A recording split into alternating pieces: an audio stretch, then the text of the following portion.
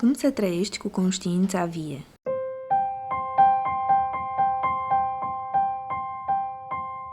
Un bărbat a venit la centrul de meditație arătând împovărat.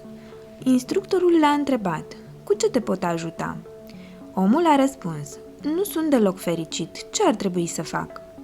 Instructorul l-a îndrumat să reflecte asupra vieții sale și l-a pus să renunțe la tot ce era legat de fericire din mintea sa cu ajutorul metodei de meditație.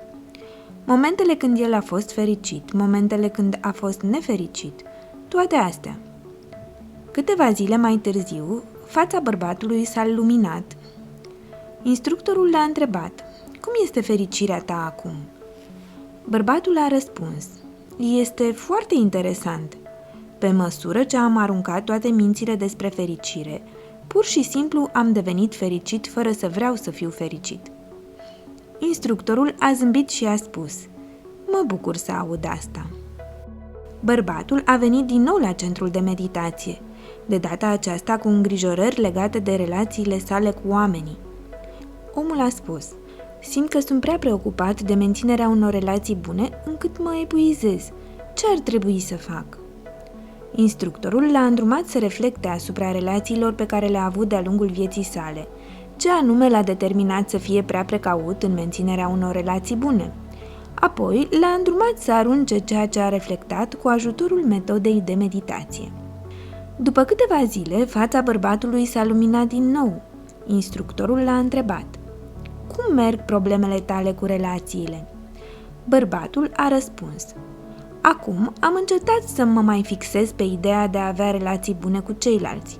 Acestea au devenit doar unul dintre multele lucruri din viața mea. Cu toate acestea, în mod ironic, acum pot relaționa mai bine cu oamenii."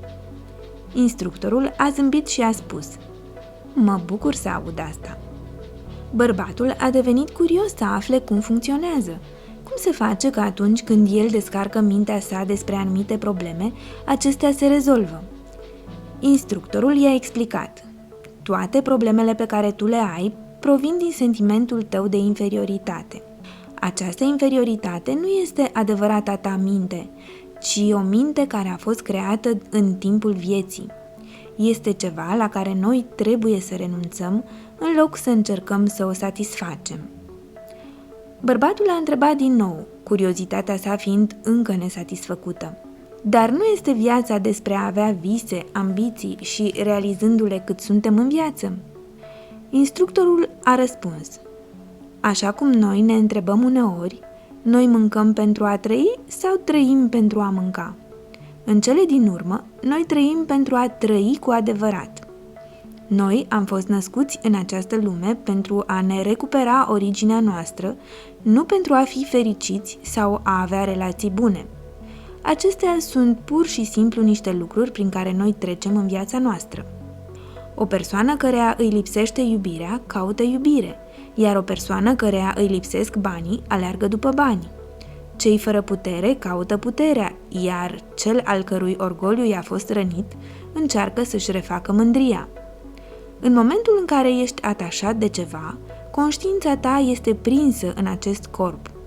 În acel moment, conștiința devine lipsită de viață și, prin urmare, nu există înțelepciune.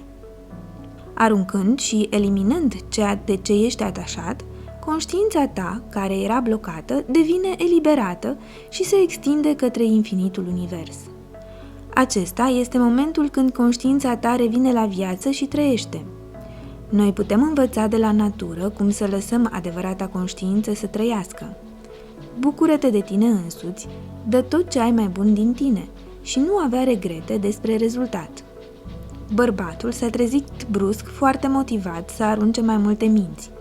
Mintea care vrea să fie o persoană bună, să fie iubită, să se distreze, să fie bună la ceva, să știe mai multe, să fie recunoscută de ceilalți, să aibă succes, să devină iluminată, să trăiască o viață bună și așa mai departe. Plin de speranțe că în curând își va putea trăi viața cu conștiința vie, el și-a reamintit lui însuși: "Bucură-te de tine însuți, dă tot ce ai mai bun din tine și nu avea regrete despre rezultat."